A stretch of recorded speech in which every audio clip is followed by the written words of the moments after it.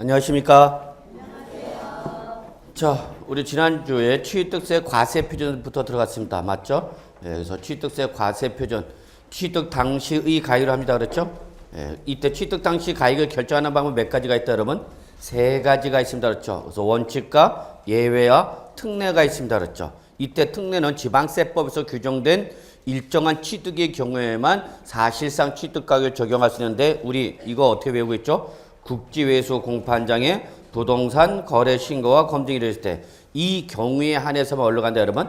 사실상 취득 가격이죠. 이 사실상 취득 가격을 적용하는 경우라 하더라도 주의하라. 상속이나 증여 등에 의한 무슨 취득, 무상취득이라든지 소득세법이나 법인세법에 따른 특수관계인 간의 부당에 의한 부인 규정을 적용할 때는 사실상 취득 가격을 적용하는 경우에서 어떻게 한다, 여러분? 제외합니다. 그랬죠. 자, 이러한 사실상 취득 가격을 적용하는 경우가 아니면 어디로 가라, 여러분? 원칙. 원칙은 뭐죠, 여러분? 취득자가 뭐한 가액? 신고한 가액이죠. 그러면 이때에 사실상 취득 가격이나 신고한 가액은 다 취득자가 신고한 가액인데, 차이점은 사실상 취득 가격 적용하는 경우는 객관적으로 확인이 됐다, 안 됐다? 됐다. 따라서 과세관청이 믿는다, 안 믿는다? 믿는다. 이에 반해서 신고한 가격은 객관적으로 확인이 됐으니까, 안 됐으니까? 안 됐으니까 과세관청이 그대로 믿는다, 안 믿는다? 안 믿는다. 그래서 이 사실상 취득 가격은 시가 표준에 관계없이 항상 사실상 취득 가격을 적용하지만, 신고한 가격은 반드시 뭐와 비교해서? 시가 표준액과 비교해서 둘 중에 어떤 금액? 큰 금액이 된다 그랬죠. 그래서 신고를 하지 않았거나 또는 신고를 했는데 신고한 가격이 시가 표준액에 미달하는 과소신고일 때, 이때는 과세 표준이 뭐가 된다, 여러분? 시가 표준액이 됩니다 그랬죠.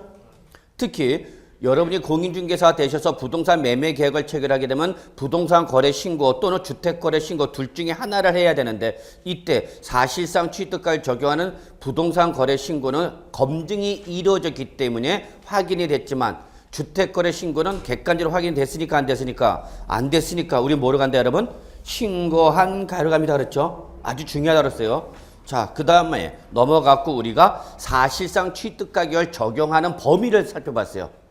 이 사실상 취득가격은 어디까지를 취득가격으로 잡을 것이냐? 그것은 취득 시기가 도래하기 전에 그 물건을 취득하기 위해서 상대방에게 지급할 거나 지급해야 할 직접 비용과 간접 비용의 합계액을 합니다 그랬죠. 기억나세요? 예. 다만 이때 취득대금을 일시급 등으로 지불하면서 할인을 받았다. 그럴 때는 과표를 뭐로 하라? 할인액을 포함한 제외한 무슨 금액? 할인된 금액을 바로 취득가격을 한다 그랬죠. 이때 우리 지방세법 시행령에서 규정하고 있는 간접 비용의 범위, 이거 시험에 나온다 그랬죠. 예, 그래서 특히 건설자금 충당 이자라든지, 특히 중요한 게 바로 할부나 연부 이자 또는 연체료는 반드시 취득자가 개인이냐 법인이냐를 확인하셔서, 개인일 때는 포함 제외, 법인일 때는 포함. 예, 그렇죠. 그 다음에 이런 거 이외에도 농지법이라든지 또는 산지관리법에 따라서 이렇게 관계 법령에 따라서 강제적으로 부담하는, 예, 이러한 부담금 포함 제외, 포함 공과금이 있다 그랬죠, 여러분. 자, 이런 거 이외에도 우리가 취득에 필요한 용역을 제공받는 대가로 지급한 용역료라든지 수수료 포함해야 되겠죠? 또 취득대금 외에 당사자 약정에 따라서 취득자가 부담하는 조건의 금액, 뭐가 있었다 그랬죠, 여러분? 양도자가 부담할 양도소득세를 누가 부담했다? 양수자가 부담했다. 그럼 포함하라, 제외하라? 포함하라. 그 다음에 부담부 중에서 채무인세 포함한다, 제외한다? 포함한다 그랬죠.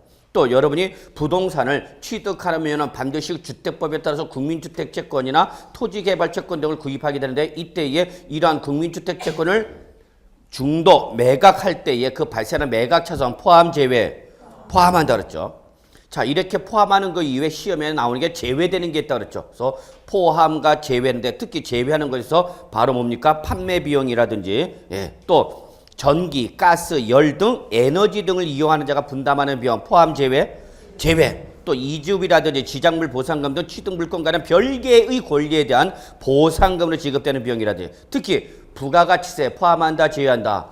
제외한다. 그래서 부가치는 전형적인 간접세이기 때문에 개인 법인 구분 이시 없이 제외합니다라고 말씀드렸어요. 자, 그리고 나서 우리가 건축물 건축하거나 대수선하는데 그중에 개인이 취득할 때는 즉 법인이 아닌 자 개인이 건축물을 건축하거나 대수선하여 취득하는 경우로서 그 장부가격 등에 따라서 몇 프로를 초과할 때 90%를 초과해 입증할 때는 이때는 그 확인된 사실상 취득가격 이외에도 법인 장부로 증명되지 않았더라도 소득세법상 계산서를 받았거나 부가가치세법상 세금 계산을 받아서 증명된 금액이라든지 또는 부동산을 취득하는 것에서 매입한 국민주택증을 취득시와 돌이기 전에 매입하면서 중도 매각차손 포함 제외 다 포함합니다 그랬죠. 그 다음에 우리가 과세필에서 중요한 것이 간주취득이라 했어요 여러분. 간주취득일 때 과세필은 무조건 무슨 가액 여러분? 증가한 가액이랬어요. 놓치면 안 돼요. 간주취득일 때 과세필은 무조건 무슨 가액이다 여러분? 증가한 가액이다. 이때 간주취득의 대표적인 것으로 바로 건축법상 건축으로서 신축과 재축을 제외한 증축, 개축 또는 개수 이게 무슨 취득 여러분? 간주취득. 그러면 이때 요 신축과 재축을 제외한 이유는 신축과 재축은 보존 등 이론에서 무슨 취득이니까 실질취득이기 때문에 이때는 과표가 뭐가 되는가 여러분? 전체가에. 그러나 요 신축과 재축을 제외한 증축, 개축 또는 개수는 무슨 취득? 간주취득. 그러니까 이때는 과표가 뭐가 된다 여러분? 그로 인하여 뭐한 가에? 증가한 가이죠. 다만 세율을 때릴 때 일단은 간주취득일 때는 특례세를 몇 프로 때린다? 간주취득일 때는 특례세를 몇 프로 때린다? 2%. 그러니까 여러분 간주취득일 때는 과표는 무조건 뭐가 되는 거고 증가한 가에 그리고 세율은 무슨 세를 때린다? 특례세율 2% 때려요. 다만 증축 등을 통해서 건축물 면적이 어떻게 되면 증가되면 그때는 증가한 부분에서 특례세율이 아니라 무슨 취득으로 봐서 원시 취득으로 봐서 2.8% 세율을 적용합니다 그랬죠. 또 우리가 간주취득에서 가장 시험에 잘 나오는 게 토지의 뭐죠 여러분? 지목 변경이죠. 그래서 토지 지목이 사실상 변경됨으로 해서 그 토지 가격이 어떻게 되면 증가하면 그 증가한 가격을 취득한 걸로 봐서 과세를 하는데 이때 요 증가한 가격을 결정하는 방법은 원칙과 예외가 있는데 원칙 지목 변경 후 시가표력에서 지목 변경 전 시가표력을 뭐한 금액? 뺀 금액을 알아. 다만 판결문이나 법인 장부 등에 의해서 지목 변경에 소요된 비용이 입증이 되면 그때는 시가표력과 관계일시 없이 그 비용 자체를 뭐한 거로 본다? 증가한 가액으로 본이다 그랬죠. 자, 그 다음에 우리가 시가표력이라는 개념 중요하다 그랬죠. 자, 시가표력은 뭐로 가시할 때 사용하는 개념이다? 지방세. 그런데 이때에 이 시가표력은 누가 정해놓은 거이다? 과세권자가 정해놓은 거이다. 누구? 과세 물건별로 지방세법에 따라서 평가한 가격이죠. 특히 이때 토지와 주택에 대한 시가표력은 뭐로 한다?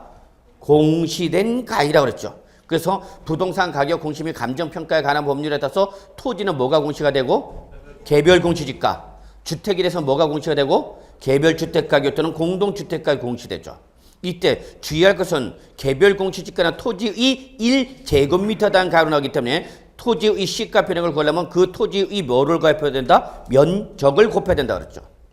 그 다음에 더욱 중요한 거는 개별주택가격이나 공동주택가격은 주택 건물은 물론 뭐까지 포함된? 토지까지 포함된 일괄 고시가로 나온다 그랬죠? 그래서 개별주택가나 공동주택가는 무슨 가로 나온다? 전체가로 나온다. 가액이 몇 개만 나온다? 하나. 예, 그렇게 했었죠. 그러나 주택을 제외한 건축물일 때는 공시된 가격이 있으니까 없으니까? 없으니까 누가 결정하라? 시장군수가 결정하라. 다만 어떻게 결정한다? 지방세법에서 정하는 방법에 따라서 산정하는데 이때 지방세법에서 정한 것은 여러분이 외우실 필요는 없다. 다만 샘플을 본 것이 그 방식을 본 것이 건물 신축 기준 가격에다가 조정지수, 구조지수, 용도지수, 위치를 곱하고 여기에서 경관연습을 잔존가치를 곱한 다음에 다시 그 건축물의 면적을 곱하고 여기에서 당연히 건축물의 가감상률을 곱해서 그렇죠? 예. 그 다음에 마지막 면세점에서 우리 취득세 과세필은 면세점 취득가격이 얼마 이하면 50만 원 이하이면 부과한다, 부과하지 않는다? 부과하지 아니한다. 자, 그리고 나서 이제 세율로 넘어갔죠. 자, 세율은 취득세율도 역시 반드시 시험에 나온다 그랬죠.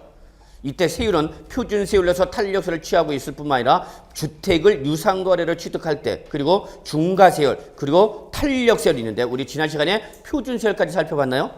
자, 표준세율은 종전의 취득세와 종전의 등록에서 합쳐져서 현재 취득세 표준세인데 이때 이 표준세율은 취득의 유형에 따라서 다르다.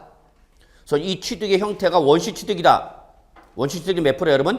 2.8% 1000분의 28이라고 했죠. 다만 상속을 받았다. 역시 똑같이 2.8% 1000분의 얼마? 28. 다만 상속받은 부동산이 농지면 이때는 무겁게 가볍게 1000분의 23 2.3%였죠. 그 다음에 상속에 무상 취득했다. 증여, 기부, 시효 취득했다. 그러면 상속보다 무겁게 1000분의 얼마? 35. 예, 몇 프로죠 여러분? 3.5% 되는 거죠. 자, 이런 거 이외에 공유물의 분할. 그래서 공유물, 합유물, 총유물의 분할이 있거나 또는 부동산 공유권 해소를 위한 기분 이전. 이럴 때는 1000분의 23. 몇 프로? 2.3%였죠.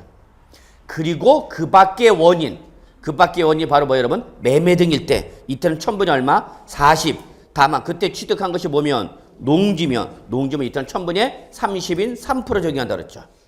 자, 이거 이외에 특히 주의하라. 작년에 개정됐는데 시험에 안 나온 것이 바로 신탁법상 신탁지에 따라서 수탁자로부터 위탁자한테 가면은 뭔데? 비과세인데 수탁자로부터 위탁자한테 가지 않고 수탁자로부터 수익자한테 가면 이때는 비과세를 적용하고 안 하고 과세인데 이때 과세가 된 세는 몇 프로다? 4%다 그랬죠. 4%. 자, 이거 말고 작년에 역시 또 신설된 거로서 시험에 나왔던 것이 바로 주택을 유상거래를 취득할 때는 이때는 뭐만 가지고 따진다? 주택의 취득가액만 가지고 따진다. 그래서 주택의 취득가액이 6억 이하면 몇 프로? 1%. 6억 초과 9억 이하면 2%. 9억을 초과하면 3%를 한다. 특히 지난 시간에 강조했던 것이 주택에 대한 세율을 따질 때는 주택의 수나 주택의 소재는 묻는다 묻지 않는다? 묻지 않는다. 무조건 뭐만 가지고 따져라? 취득가액만 가지고 따져라 그랬죠. 자, 그리고 나서 우리가 농지 범위 살펴봤었죠? 상속과 매매 때 저율과세가 되는 농지는 조건이 두 가지여야 된다. 공부상 지목 조건과 실제 조건 두 가지를 모두 충족해서 이렇게 상속과 매매일 때 저율과세가 되는 농지는 지목이 공부상 지목이 뭐? 전, 답, 과수원 그리고 어디까지? 목장용지까지 갑니다 그랬죠. 이때 전, 답, 과수원은 공부상 지목이 전답, 과수, 이원일 뿐만 아니라 전답, 과수원 이어야 할 뿐만 아니라 실제로도 농작물의 경작이나 다년생 식물 재배지로 이용돼야 됩니다 그랬죠. 또한 모두 포함된다. 목장용지까지가 우리 취득세에서 말하는 농지였죠 여러분. 이때 이 목장용지 실제 뭐로 사용해야 되는 거죠? 축산용으로 사용해야 되는 거죠. 자, 이거 외에도 우리가 상속이나 상속의 무상이나 그 다음에 그 밖의 취득을 인해서 그 취득하는 부동산이 공유물이면 취득하는 부동산이 공유물이면 과세표준 뭘로 한다 여러분? 취득 지분 가액이죠. 이때 취득 지분 가액은 뭐를 말한다 여러분? 취득 가액 곱하기 각자의 뭐 지분율을 곱한 가액으로 한다 그랬죠. 또 증축, 개축 또는 개수의로 인해서 세율을 적용할 때 이때 건축물 면적이 어떻게 되면 증가되면 그때는 그 증가된 부분에서 무슨 세율 적용한다 여러분? 원시 취득세율 몇 프로? 2.8% 적용합니다 그랬어요. 자, 그리고 나서 우리가 중과세에서 사치성 재산 넘어갔죠. 사치성 재산의 종류 몇 가지죠 여러분? 5가지. 어떻게 외우고 있죠 여러분? 별골, 오선조, 별장, 골프장, 고급장, 고급선박, 고급주택. 이때 골프장은 등록이라는 원시 취득에 한해서만 중과세인데 반해서 요 골프장을 제외한 별장, 고급오락장, 고급선박, 고급주택은 원시 취득, 승계 취득, 유상, 무상 모든 취득에 대해서 뭐 한다 여러분? 중과세합니다 그랬죠. 특히 별장 중요하다 그랬죠 여러분. 그래서 우리 세법상 별장이라면 주거용 건축물로서 늘 주거용으로 사용하는 것이 아니라 휴양, 피서, 놀이들의 용도로 사용하는 이러한 건축물과 부속 토지를 뭐라고 한다? 우리는 별장이란다. 이때에 특히 별장 여부를 판단할 때 주거용과 주거외 용도로 겸용할 수 있도록 건축된 오피스텔이 사업자 등록증 등에 하여 사업자로 사용하고 있음이 확인이 되지 않으면 우리 뭐로 볼 수 있다? 별장으로 볼 수 있다. 특히 소유자 이외자가 누구예요 여러분? 임차인. 이 주택을 임차해서 뭐로 사용하면 별장으로 사용하면 우리 별장으로 본다 안 본다? 본다 그랬죠. 또 별장에 부속된 토지도 역시 중과세가 되는데 별장에 부속된 토지의 경계가 명확하면 그 경계 내 토지 경계가 명확하지 않으면 건축물 바닥 면적의 무조건 몇 배? 10배를 곱한 것을 별장의 주택 부속 토지 별장의 부속 토지로 본다 그랬죠. 그 다음에 우리가 두 번째로 중요한 것이 제일 중요한 것이 뭐였어요 여러분? 고급주택. 자, 고급주택 판단합시다. 고급주택을 판단할 때는 뭐하고 뭐로 구분해서 단독주택과 공동주택을 구분했죠. 그래서 단독주택일 때는 다시 면적과 가액 조건을 충족했을 때와 특수부대 설비 조건이 설치가 됐을 때로 구분해서 면적 조건은 첫째, 주택의 연면적을 했을 때는 얼마? 331제곱미터 초과 또는 대지 면적에서 는 얼마 초과? 662제곱미터 초과. 이 면적 조건과 건축물의 시가 표준액이 얼마 초과? 9천만 원 초과. and 반드시 중요한 뭐 취득 당시 시가 표준액이 얼마 초과? 6억 원 초과. 그럼 뭐를 본다? 고급주택을 본다. 근데 만약에 시험에 나온다면 특수부대 조건이 중요하더랬죠. 엘리베이터가 가설됐을 때와 에스컬레이터나 67제곱미터 이상의 수용력이 설치됐을 때 엘리베이터는 반드시 취득 당시 시가 표준액이 얼마 초가 된다? 6억 초가 된다. 그러나 에스컬레이터나 67제곱미터 이상의 풀장이 설치된 단독주택일 때는 취득 당시 시가 표준액 6억 원을 묻지 않고 무조건 뭐로 본다? 고급주택으로 본다 그랬죠. 그리고 공동주택이 고급주택이냐 아니냐 여부를 판단할 때는 뭐를 가지고 따진다? 전용면적. 전용면적 따져서 단층형일 때는 얼마고? 245제곱미터 초과고 복층형일 때는 1층과 2층 합한 면적이 얼마 초과? 274초과 돼. 일개층 면적이 245제곱미터를 초과하면 복층에서 제외해서 뭐를 본다? 단독주택을 본다 그랬죠. 그리고 이러한 주택이나 고급주택이나 고급오락장을 취득했다더라도 고급주택이나 고급오락장을 취득했더라도 취득일부터 며칠 이내 30일 이내 또는 상속을 받았으면 상속 개시에 속한 달의 말부터 몇 월 이내 6개월 비거주자가 받으면 9개월 이내 이것을 고급주택이나 또는 고급주택이나 고급오락장이 아닌 용도로 사용하거나 이러한 고급주택 또는 고급오락장이 아닌 용도로 사용해서 용도 변경 공사 착공 들어가면 중과세 대상에서 어떻게 한다? 제외한다. 그래서 여기까지 했던 것 같아요. 도대체 지금 아침부터 저 자식이 무슨 소리 하는 건지 난 하나도 모르겠다. 씨. 지난주 배웠던 거 한번 정리했던 거 여러분? 예. 그래서 기억나시라고 한번 지난주 했던 거 리바이벌하고요. 지금부터 본 강의 들어갑시다. 107페이지 갑니다. 아유, 혈압 올라왔다 또. 조금 시키겠습니다. 맨날 나만 급해. 여러분은 잘한다. 해라. 가만 있어. 그래. 어디 가냐 보자. 뭐. 항상 외우는 건 제가 열심히 외우고 있죠? 예. 잘하고 있어요. 또 듣다 보면 또 뭐 주워 듣는 것도 있겠죠. 뭐. 그래서 항상 여러분 리바이벌 해갖고 자꾸 반복밖에 없어요. 여러분. 자 갑시다. 107쪽. 자 이제 지금부터 하나씩 갑시다. 다시. 자 우리 지금 취득세 뭐 하고 있어요 여러분? 중과세 대상 공부하고 있죠. 자 취득세 중과 대상은 몇 가지가 있어요 여러분? 3가지가 있습니다. 그랬죠. 3가지. 그래서 우리가 지난 시간에 배웠던 것이 바로 표준세율에다가 중과 기준세율 몇 프로? 2%의 100분의 400. 그러면 중과 기준세율 2%의 100분의 400이니까 몇 프로 여러분? 2 곱하기 4 몇 프로? 8%를 더한 세율로 과세한 게 있던 거죠. 이게 바로 뭐 여러분? 그 유명한 사치성 재산이었죠. 자, 그래서 지난 시간에 여기까지 들어갔습니다. 맞죠? 자, 이제 여기 갑시다. 자, 두 번째가 이제 우리 표준세율에다가 중과 기준세율 몇 프로? 2%의 100분이 얼마? 200. 그러면 100분의 200은 몇 배를 말하는 거고? 2배. 뭐의 2배야? 2%의 2배니까 몇 프로? 4%를 더한 세율로 가자는 거죠. 그 다음에 또 하나가 있죠. 표준세율에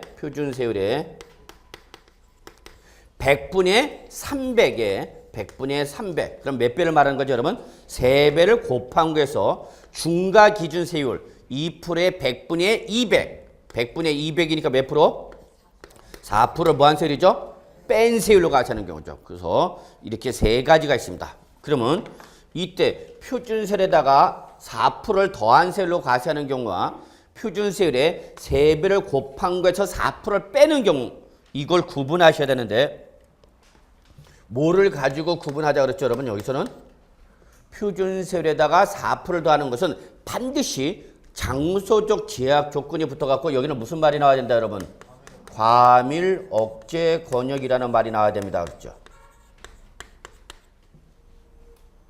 그런데 반해서 표준세율의 3배에서 4%를 뺀 것은 여기는 반드시 무슨 말 나왔나요 여러분? 대도시안. 이거를 가지고 먼저 판단하자 그랬어요. 그래서 과밀 억제 권역이란 말이 나오면 그때는 표준세에다가 2%의 2배인 4%를 더한 세로 중과세하는 거고, 무슨 말이 나오면 대도시가 나오면 이때는 대도시는 표준세율의 3배를 곱한 거에서 몇 프로를 빼라고요? 4%를 빼라 그 얘기죠.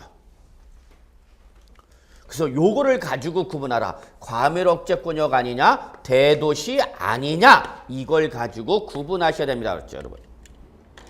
이때 여기까지는 종전 취득세 중과 대상이었고요.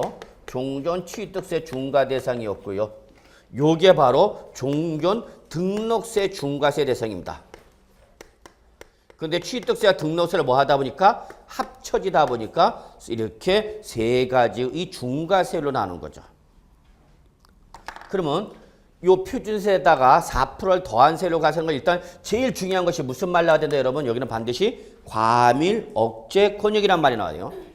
그래서 이 과밀 억제 권역 안에서 두 가지죠.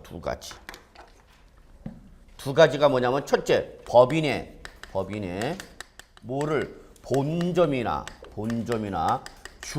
주사무소용 사업용 부동산을 취득하면 중과세 한다는 얘기죠. 다만 이때에 그 사업용 부동산의 취득은 반드시 신축이나 증축에 한한다라는 거죠.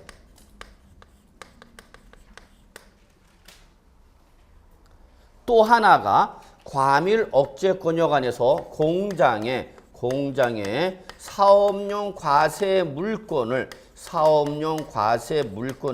취득하면 역시 이 경우도 중과세를 하는데, 이때 이 사업용 과세 물건의 취득은 반드시 뭐를 말하냐면 신설이나 증설에 한해서 중과세한다라는 거죠.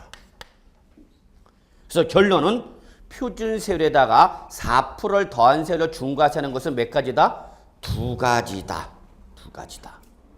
그런데 이 두 가지는 반드시 어디 있어야 된다? 과밀 억제 권역 안에 있어야 된다는 얘기예요. 이게 대전제 조건이에요. 그러면 여기 요것부터 정리합시다.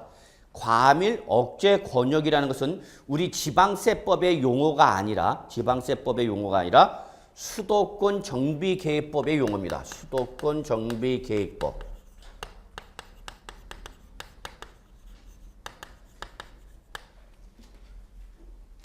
요 과밀 억제 권역이란 말은 우리 지방세법의 용어가 아니라 수도권 정비계획법상의 용어입니다.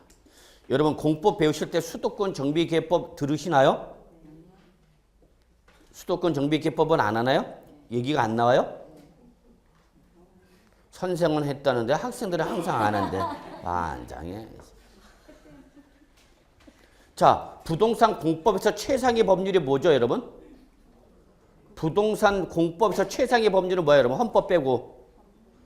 국계법이죠. 국토의 계획 및 이용에 관한 법률이 바로 최상위 법률이죠. 그리고 그 밑에 뭐가 있는가? 각 개별 법률이 있죠. 그래서 뭐 도시 및 주거환경정비법, 건축법, 뭐 주택법, 뭐 도시개발법, 또 뭐 농지법, 여기까지 들어가나요, 여러분? 공법 시간에? 자, 그러면 요때에 요 국계법과 개별 법률 중간에 있는 게 바로 뭐냐면 수도권 정비계획법이라는 특별법입니다. 그래서 요 수도권 정비계획법은 국계법의 제약을 받습니다. 국토의 계획 및 이용에 관한 법률의 제약을 받지만 얘는 특별법적 성격이 되기 때문에 개별법보다는 우선입니다. 도시 및 주거환경정비법이라든지 건축법이라든지 주택법보다는 얘가 뭐다, 여러분? 상위 법률입니다. 그래서 아무리 건축법상 또는 도시 및 주거환경정비법상 또는 주택법이라더라도 어디서 틀어막아버리면 정비계법, 수도권 정비계법에서 틀어막으면 개별법과 일반법과 특별법 충돌할 때 당연히 특별법 우선 원칙에 따라서 뭐가 우선 정되는가? 수도권 정비계법이 우선되죠. 그러면 이때 이 수도권 정비계법은 글자 그대로 어디를 대상으로 한다? 수도권이다. 그래서 결론이고요. 여기서 말하는 과밀 억제 권역은 결국 어디를 말한다, 여러분? 수도권을 말하는 겁니다. 수도권. 다만 이때 이 수도권 정비계획법에 따르면요, 이 수도권을 크게 세 가지의 권역으로 구분합니다. 세 가지의 권역. 여기 나와 있는 첫째, 과밀 억제 권역. 둘째, 자연 보존 권역. 그리고 성장 촉진 권역. 이렇게 세 가지를 구분하죠. 듣기 들었나 보네. 얘기 막 나오는 거 보니까. 자, 이때 결론 냅시다. 우리는 지금 그걸 하고자 하는 것이 아니라 요 장소가 어디냐라는 것만 좀 보자는 얘기예요. 그래서 결론, 과밀억제권에 쭉 나와 있어요. 법에. 근데 대부분 다 어디야, 여러분? 수도권이다 보시면 돼요. 수도권. 결론은 수도권이다 보시면 돼요. 그러니까 서울특별시, 인천광역시, 그리고 경기도 일대인 뭐 의정부시, 남양주시, 구리시, 이쉐, 저쉐 뭐 다 어디를 말한다, 여러분? 수도권을 말한다. 그래서 결론 낼게요. 우리 세법상 수도권은 우대 대상이다, 규제 대상이다. 규제 대상이다. 세법은 여러분 수도권과 지방을 바라볼 때는 이분법적 논리로 들이댑니다. 수도권으로 들어오면 우대 규제입니다. 들어오지 말란 얘기야. 억제하겠다는 얘기야. 왜? 우리나라는 모든 사회, 정치, 경제가 얼로 몰리고 있기 때문에 수도권으로 몰리고 있기 때문에 어떤 국가의 균형적인 발전이 힘들더란 얘기야. 그래서 수도권은 들어오라, 들어오지 마라. 들어오지 마라. 그 대신 어디로 가라? 지방으로 가라. 그래서 지방으로 갈 때는 세제상 혜택, 각종 혜택 줍니다. 이리 와 그러는 거야. 어디서? 지방에서. 근데 어디 가면은 수도권이면 가시 하고 막 내쫓는 거야. 이해하시겠어요? 기본이 그래. 우리 세법상 수도권은 우대 규제. 그럼 어디로 가면? 지방으로 하면 우대 규제. 각종 혜택을 줍니다. 그래서 결론, 수도권으로 들어오라, 들어오지 마라. 들어오지 마라. 그 얘기. 결론은 그거예요, 여러분. 아씨, 그거 설명하려고 그냥 들렸네. 자, 그래서 여기는 어디다, 여러분? 결론은 수도권이다. 서울특별시와 인천광역시와 경기도 일대의 어디를 말한다? 수도권 안에서 누가 법인이네요. 법인. 개인이 아니라 법인이. 자, 여기서 우리가 하나 볼 게 있어요. 본점과 주사무소라는 용어의 의미를 이해하실 필요가 있어요. 법인의 본점은 상법상 영리법인의 본거지를 말합니다. 그 다음에 주사무소는 민법 등에 의한 비영리법인의 본거지를 말합니다. 그럼 제가 지금 여기서 여러분 영리법인의 본거지다, 비영리법인의 본거지다 이거를 말씀드린 이유는 이것 때문에 그런 거예요. 즉 중과세의 대상이 되는 법인은 상법상 영리법인은 물론이고 민법 등에 의한 누구도 비영리법인도 중과세의 대상이다 그 얘기입니다. 그러니까 시험에 이렇게 나오는 거죠. 과밀억제권 여관에서 취득에 대해서 중과세가 되는 법인은 상법상 영리법인에 한해서만 중과세 대상이 되는 거고 민법 등 비영리법인은 중과 대상에서 제외한다. 그러면 맞다, 틀리다? 틀리다. 법인은 영리법인, 비영리법인 구분 없이 다 뭐가 되는가? 중과 대상이 됩니다. 이게 첫 번째 조건. 자, 그 다음에 두 번째가 사업용 부동산이죠. 사업용 부동산. 그러면 여기서 사업용 부동산이니까 요 부동산은 뭐를 말하는 거예요, 여러분? 토지와 건축물이죠. 그렇잖아. 그러면 결론은 이건 뭐를 말하냐? 본점용 건축물과 토지, 주사무소용 건축물과 토지를 말하는 거고요. 그놈을 뭐 할 때? 신축, 증축. 여기서 신축과 신설은 뭐를 말하냐? 원시 취득일 때 한해서 중과세 하겠다는 겁니다. 체킹. 무슨 취득일 때 한해서만? 원시 취득일 때만 중과세합니다. 그럼 원시 취득일 때만 중과세 한다는 것은 기존 건물 등을 매입해서 본점 등의 건축물로 사용하면 중과 대상이다, 아니다? 아니다 그 얘기네요. 아니다.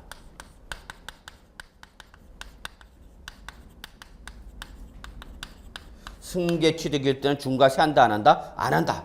그러면 중과세 안 먹으려면 건물을 신축하기보다는 기존 건물을 뭐 하면 되는 거예요, 여러분? 매입하면 되는 거죠. 매입은 무슨 취득이니까? 승계 취득이고, 승계 취득은 중과세 한다, 안 한다? 안 한다. 어디 안에서 해도? 수도권 안에서도. 근데 대그룹에 본사가 들어갈 건물이 그렇게 큰 건물이 많지는 않아요. 그러면 기존 건물을 매입해서 우리 대그룹의 본사 건물을 사용하겠다. 그랬을 때 가장 대그룹들이 선호하는 빌딩이 하나가 있습니다. 기존에 있는 빌딩 중에서 대그룹, 우리나라에서 제일 크다는 대그룹의 본사 건물로도 충분히 사용할 수 있는 건물 하나가 있죠. 뭐죠? 여러분한테 어떤 회장님이 오셔갖고 어이 김공인 중개사 우리 본사용 건물 하나 신축하자니 그렇고 기존 건물을 매입해서 본사 건물로 사용하고 싶으니 어디 건물 하나 추천해 주시게 이렇게 얘기하는 거죠. 뭐 하면서? 골프 치면서. 그랬더니 그 말을 듣는 우리 김공인 중개사 뭐라고 그런다? 우리 맨날 물어보면 뭐야? 김 회장님 시험 범위가 아닙니다. 그거는 환장이야. 자, 실무에서 가장 매력 있는 빌딩이 바로 여러분 다 아십니다. 서울역 앞에 뭐가 있습니까? 예전에 대우 빌딩 있죠. 예, 그 대우 빌딩은 우리나라에서도 아직은 충분히 대그룹 본사가 사용할 수 있는 가장 큰 규모의 건물 중에 하나가 바로 대우 빌딩이죠. 그리고 그 대우 빌딩은 서울의 상징성을 갖고 있죠. 딱 서울역에 도착해. 지방에서 올라버렸어 하고 딱 서울역 도착해버리니까 뭐가 보여? 건물이 시뻘건 게 보이는데. 그래서 어떤 서울의 상징성이죠. 죄송합니다. 예전에 제가 공부할 때 저쪽 광주에서 저랑 같이 공부하던 동생의 후배가 올라왔어요. 처음 올라온대요, 서울에. 그래갖고 얘 또 집 잊어버릴까봐 서울역에 데리러 갔어요. 딱 보니까 뭐가 보여? 대표팀이죠. 쩐다야 하고 막 뒤져보죠. 근데 더욱 재밌는 거는 서울역에서 이렇게 보면 여러분 뭐 아시겠지만 남대문 있잖아요, 여러분. 자, 그래서 여기 대우 빌딩이 있고 서울역에서 이렇게 돌다가 지하 들어서 이렇게 돌았어요. 그러면 여기 지금 세브란스 빌딩이 있어갖고 이게 대우 빌딩이 안 보입니다. 시각상 돌아서면. 그랬더니 이렇게 돌아갖고 일로 나왔더니 버스 타려고 나왔더니 그게 어디 갔냐? 그 큰 게 어디 갔냐? 그래. 자, 그래서 여러분 결론. 무슨 취득일 때만 중과세 한다? 원시 취득일 때. 지금 뭐 할 때만? 신축할 때만. 근데 뒤에 왜가 뭐가 있죠, 여러분? 증축은 왜 있죠, 그러면? 자, 여러분 항상 우리 세법은 여러분을 가장 합리적인 뭐로 본다? 경제로 본다 그랬죠. 세법은 여러분들이 다 똑똑한 사람이야. 실제 똑똑하고요. 조금만 실수가 있다 그러면 그냥 치고 들어와 버리는 거죠. 스키 너 걸렸다 오늘 스키 하면서. 자, 만약에 뭐가 없으면 증축이 없으면 어떤 일이 발생할까요? 중과세 다 빠져나갑니다. 뭐 할 때만 중과세 한다라서 신축할 때만 중과세 한다랬죠? 자, 그러면 이거 중과세 빠져나가려면 간단하죠. 몇 층만 줘? 1층만 신축해서 중과세 먹죠? 그리고 너 다 때렸지? 그래서 때렸지? 그래서 그려. 그러면 그 다음에 뭐 해버리는가? 99층을 뭐 해버려? 증축해버리죠. 이해하세요? 그러니까 요것만 중과 먹고 나머지 99층은 증축을 통해서 빠져나가 버리는 거죠. 무슨 취득일 때 중과세 한다했으니까?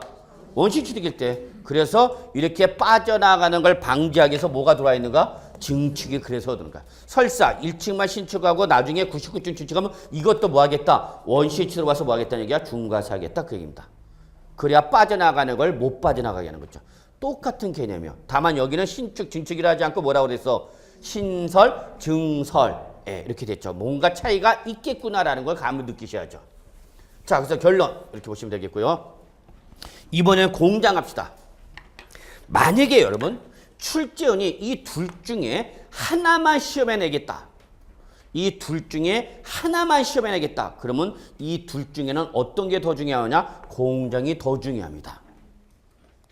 공장이 더 중요해요. 자, 그래서 첫째 우리 봅시다. 중과세 대상이 되는 공장인데요. 단 주의사항이 있습니다. 이 공장일 때는 수도권이라더라도 공업지역과 산업단지는 제외한다는 게 첫 번째 특징이. 공장일 때는 공업지역과 산업단지, 수도권 아니라도 어디 안에 있으면 공업지역이나 어디 안에 있으면 산업단지 안에 있으면 그때는 중과 대상에서 어떻게 한다? 제외한다. 공단 유치. 유치가 빠졌네. 공단 유치. 그래서 이 세 군데. 공업지역과 산업단지 및 유치지역일 때는 중과 대상에서 어떻게 한다고 여러분? 제외한다. 이게 첫 번째 제약 요건. 그럼 여러분 공단이 뭔지는 다 아시잖아. 그렇죠? 예, 그래서 공업지역 할 때 공자, 산업단지 할 때 단자, 그 다음에 그걸 뭐 하겠다? 유치할 때 유치. 그래서 유치지역을 말하는 거라서 공단, 유치는 중과 대상에서 어떻게 하라? 제외하라. 이게 첫 번째 제약 요건. 자, 그 다음에 두 번째는 이 공장이라 하더라도 여러분, 공장이라 하더라도 도시용 공장은 중과 대상에서 제외합니다.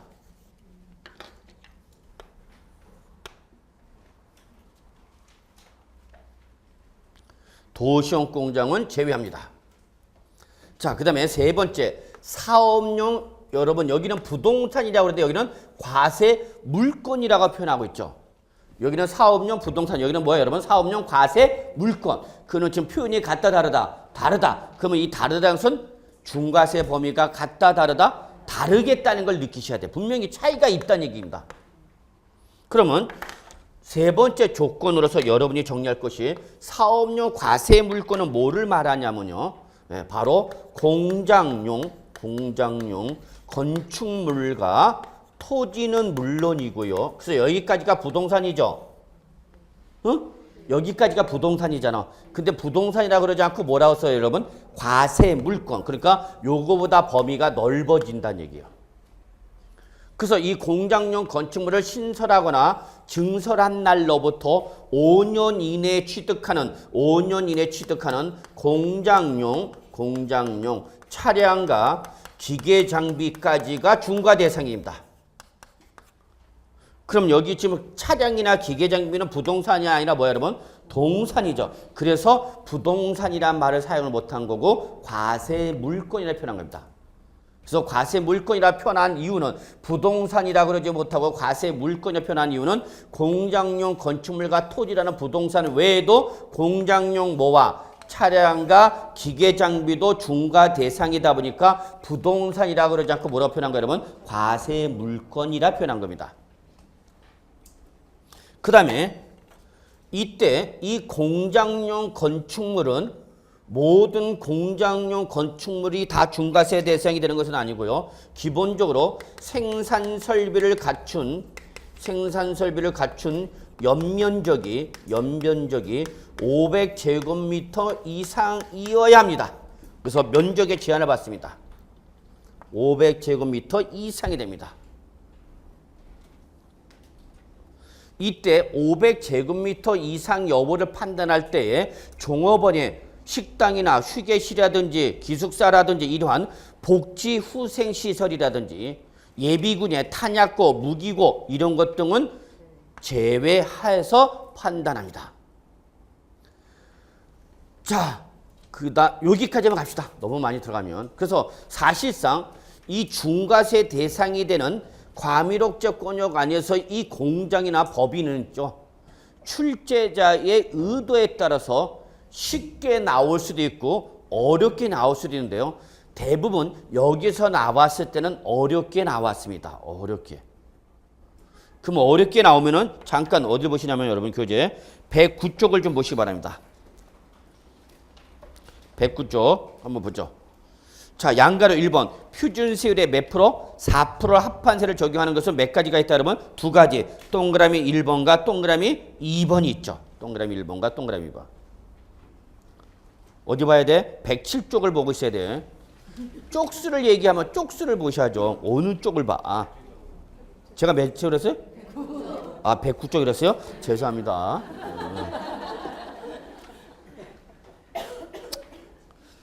제가 지금 안경을 써야 되는데 안경을 안 쓰고 버티고 있다 보니까 이런 일이 벌어지네요.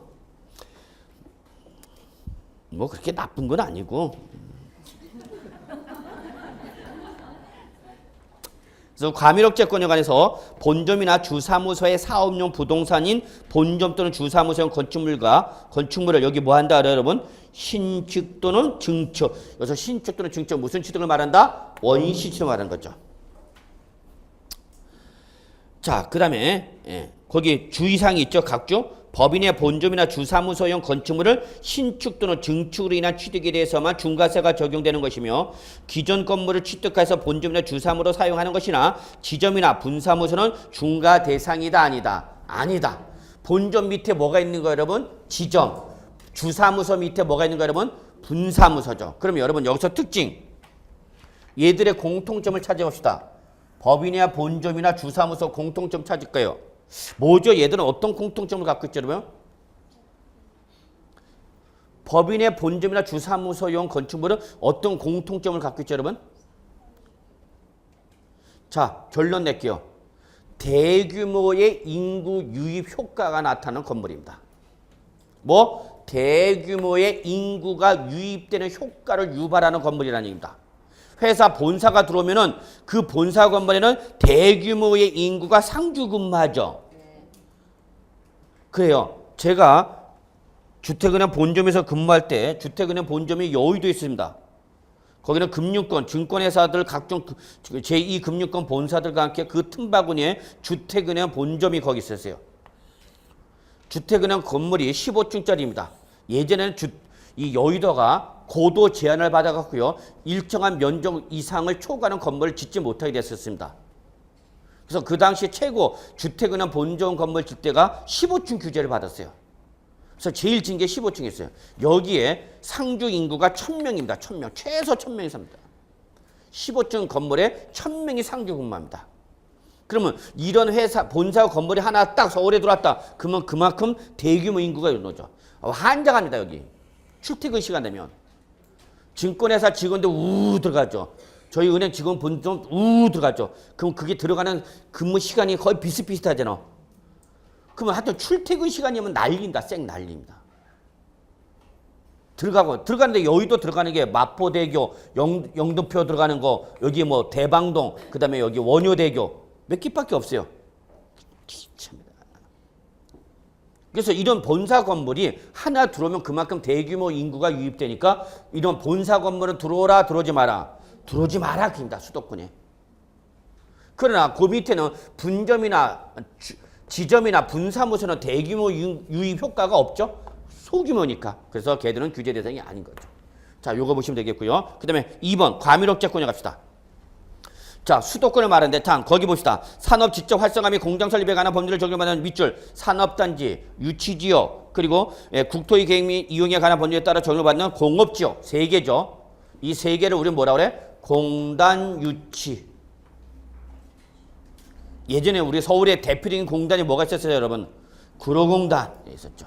지금은 이제 없어졌지만 구로 디지털 단지로 바뀌었죠, 여러분. 그래서 여러분 나중에 그쪽에서 하는 것도 괜찮지 않을까 생각해. 공인중개사 많지 않고요. 주로 사무실 취하다 보니까 이때는 여러분 그런 데서 하려면은 부가가치세법상 일반 과세사업자를 해야 됩니다. 관이과세자를 하면 안 됩니다. 왜? 세금계산을 발급을 못하죠. 그렇기 때문에 거래를 못하죠, 법인과. 그래서 내가 하려는 그 지역이나 대상에 따라서 어떤 거로 가느냐 이런 걸 여러분 판단하셔야 됩니다. 무조건 간이과세자가 좋다. 그럼 큰 오산입니다. 그거는 영세 규모일 때 얘기하는가. 아파트 단지에서 그냥 주구장창 그냥 지나가는 아줌마 아저씨 쳐다보고 있는 거야. 그래서 돈을 못 벌니까 맨날 그냥 폐업하고 이렇게 공인중개사 많이 배출하냐고 그러죠. 본인이 못하는 건 생각 안 하고. 그래서 공단 유치는 제외된다는 거 잊지 마시고요. 자, 다음 페이지 넘어가죠. 자, 기업 중과 대상이 공장이라면 둘째 줄 생산 설비를 갖춘 거기 둘째 줄에 도시용 공장 제외 놓치면 안 됩니다. 도시용 공장은 제외한다.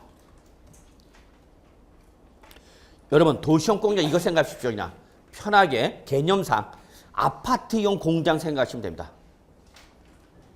이게 시 외곽보다 뭐가 있어요, 여러분? 아파트용 공장 있죠, 여러분? 그런 거 생각하시면 돼요, 그냥. 일단은 몰라도 좋아. 일단 무슨 말 들어갔어요, 여러분? 도시용. 뭐긴 뭔데? 공장은 공장인데 대도시 안에 있어야만 하는 공장. 그걸 우리 뭐라고 생각하시고, 여러분? 도시용 공장. 그러니까 이 안에 있어야만 하는 도시용 공장 중과 대상에서 어떻게 한다? 제외한다. 이게 첫 번째. 거기 둘째 줄이 나왔죠. 그 다음에 공장용 건축물은 생산 설비를 갖춘 연면적이 얼마 이상 된다 여러분? 500제곱미터 이상 된다. 500제곱미터 이상.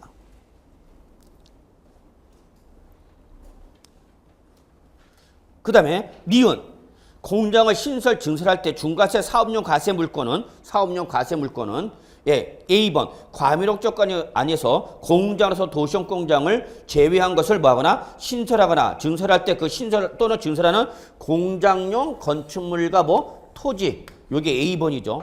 그리고 B 과밀옥 조건이 안에서 공장을 신설하거나 증설하면 이때 신설하거나 증설한 날로부터 몇 년 이내? 5년 이내 밑줄 사후관리 항상 세법상 사후관리 기한 몇 년이에요? 5년이죠. 두 눈 뜨고 지켜본다. 몇 년간 지켜본다. 하니까 5년. 그럼 이때 증설은 모든 증설을 말하는 것은 아니고요. 예, 절대적 조건과 상대적 조건을 구분해서 상대적 조건은 기존 건축물 연면적을 몇 프로 이상 밑줄 20% 이상 증설하는 것을 말합니다.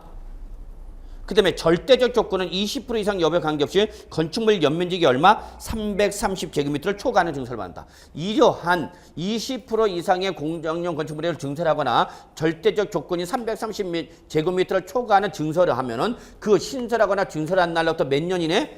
5년 이내 취득하는 뭐 공장용 차량과 기계 장비.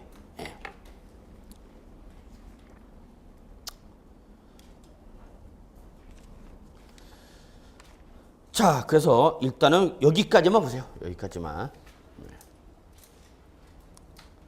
자, 그 다음에 두 번째는 우리 거의 양가로 2번 나왔죠? 뭐죠, 여러분? 표준세율의 100분의 300에서 몇 프로 뺀 거? 4% 뺀 거죠. 요거는 뭐라고 된다, 여러분? 대도시 안에. 그래서 요거는 종전에 뭐를 말하는 거다? 등록세 중과 대상을 말해요. 요거는 종전에 뭐? 취득세 중과세. 그러니까 취득할 때 중과세 했던 거고 요거는 뭐 할 때? 등기할 때 중과세 했던 것들입니다. 자, 그래서 대도시 안인데 자, 이 대도시 안도 역시 두 가지로 나눠집니다. 두 가지로.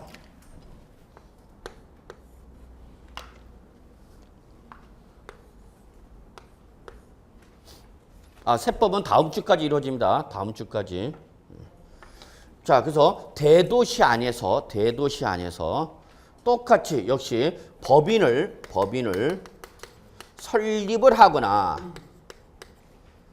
설립하거나 또는 지점이나 분사무소 등을 뭐하거나 설치를 하거나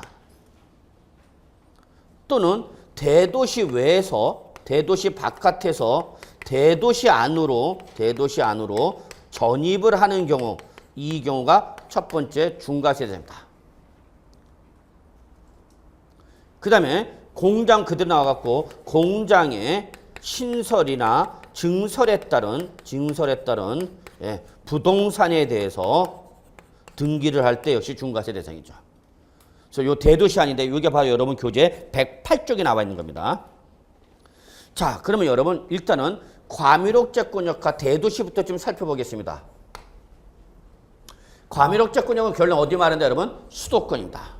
자, 그러면 대도시는 어디를 말하느냐? 역시 수도권 정비계획법에 따른 과밀옥제권역인 수도권과 그 다음에 서울을 제외한 가장 큰 도시가 뭐였죠, 여러분? 서울을 제외한 큰 도시가 뭐예요, 여러분? 대구와 부산이 있었죠. 그러다 보니까 당초 중과세 대상일 때는 수도권은 물론이고 뭐도 있었어? 대구와 부산도 있었어요. 중과세 대상에. 그러다 보니까 수도권이랑 과밀옥제권이라는 말을 사용을 못하고 뭐라고 표현한 거예요, 여러분? 대도시 이렇게 표현한 거야. 그런데 지금 대구와 부산은 생산도시에서 뭐로 바뀌었어요? 소비도시로 바뀌었죠. 예전에 대구 하면 뭐가 떠올라요, 여러분? 섬유, 부산, 고무 뭐 이런 것이 떠올랐던 거죠. 한마디로 생산도시였죠, 여러분. 가장 공장이 많았던 지역이잖아, 서울을 빼고는. 근데 지금은 공장이 있어 없어? 없어요. 대구와 부산 가면 제가 예전에 어렸을 때 부산이나 대구 가면 제일 먼저 고속버스 타고 갔다 보면은 그 대구 들어갈 때나 부산 들어갈 때 보면 제일 먼저 보는 게 뭐냐? 공장 굴뚝이 쫙 보였습니다. 근데 지금은 가면은 공장 굴뚝이 있어 없어? 없어요, 없어. 부산에서 공장을 찾을 수가 없습니다. 대구에서 공장을 찾을 수가 없습니다. 그나마 부산에서 남아있는 게 STX라고 제일 큰 것 중에 하나가 이거 있는데 이것도 지금 완전히 아작났죠? 아작났어요 지금. 없어. 무슨 도시로 바뀌었어? 소비 도시로 바뀌었죠. 완전히 먹자판 도시로 바뀌었어. 그래서 공인중개사건이 사람이 제일 많은 데가 여기야 지금. 전국에서 공인중개사 수험생이 제일 많은 학원이 있는 데가 다 부산 대구입니다. 그냥 일로 들어오는 거야. 공인중개사. 그래서 얘들이 빠집니다. 뭐만 남았어? 예, 결론 어디를 말하는가 둘 다?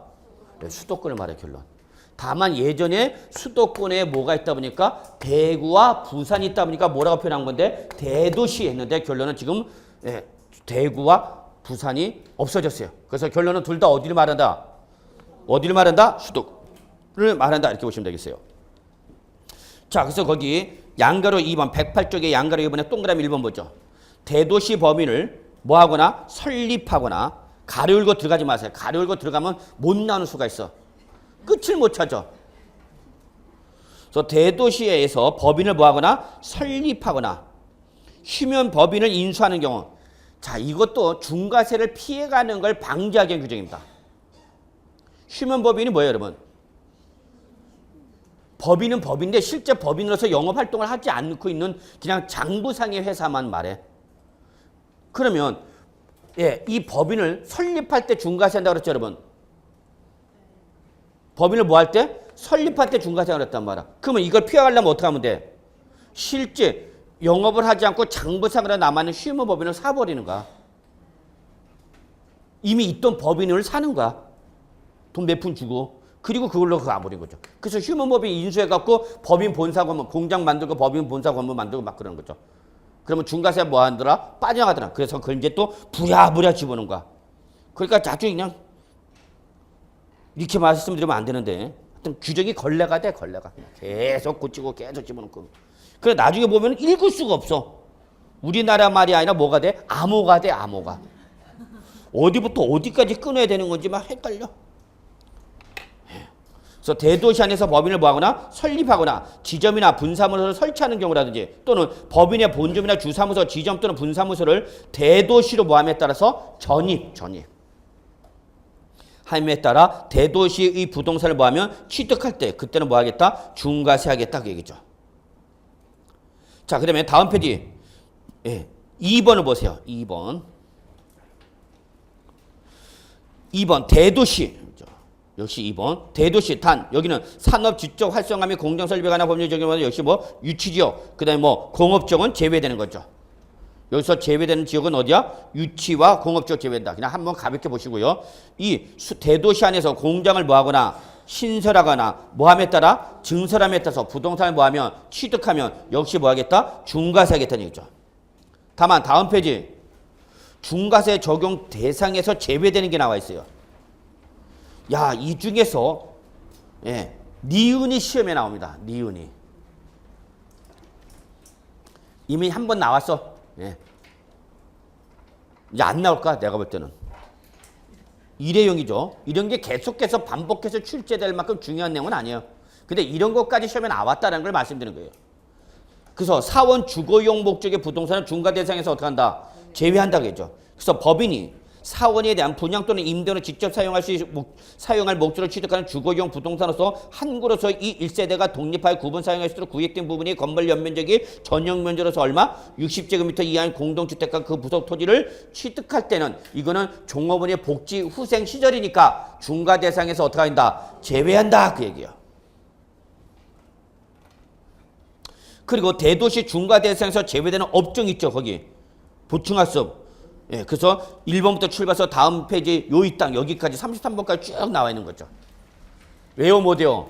못 돼요. 여기서 내겠다고 출제를 맘먹고 내면은 그냥 넌 내라 스키야. 난 가볍게 틀려주마 그러면 돼.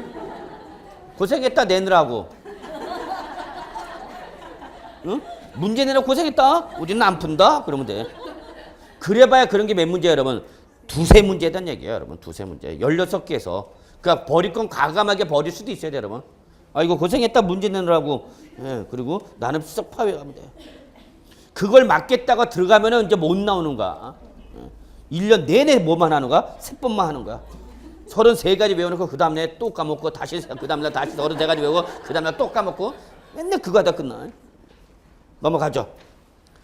자, 그래서 다음 페이지 112쪽까지 옵니다. 그래서 여러분 요 중과세는요 너무 깊숙이 들어가지 마십시오라고 말씀드리고 싶어요. 여기도 사실 많이 들어온 겁니다. 여기까지도 많이 들어온 거야. 그래서 이 범위를 오버해서 내면은 그때는 출제에 4개 맞추게 내는가 못 맞추게 내는가 못 맞추게 내기는가 그러면 그럴 땐 버릴 수밖에 없어요, 여러분. 그걸 해겠다고 목숨 걸고 뛰어 들어가면 못 나오는 수가 있다고, 여러분. 나중에 실무 나가서 한번 이런 일 부대끼면 그때는 한번 목숨 걸고 들어갈 필요가 있죠. 네, 지금 하나 맞추려고 너무 깊숙이 들어가지 마시고 여러분 입장에서 그게 이것도 부담스럽다. 하나 맞추려고 1시간 내내 해갖고 이거냐 이씨. 그죠? 예. 근데 일단은 요거는 좀 봐달라는 거. 예. 그래서 과밀억제권요 대도시를 가지고 중과세 대상을 구분하라는 거. 무슨 취득일 때 중과세 한다는 거. 원시 취득일 때 중과세 한다는 거. 예. 영리법 비영리법인 공장 여기까지는 좀 정리해 주실 것을 부탁드리고요. 자, 그래서 이번 시간에 일단 여기까지 하겠습니다. 여기까지 해서 10분 쉬겠습니다.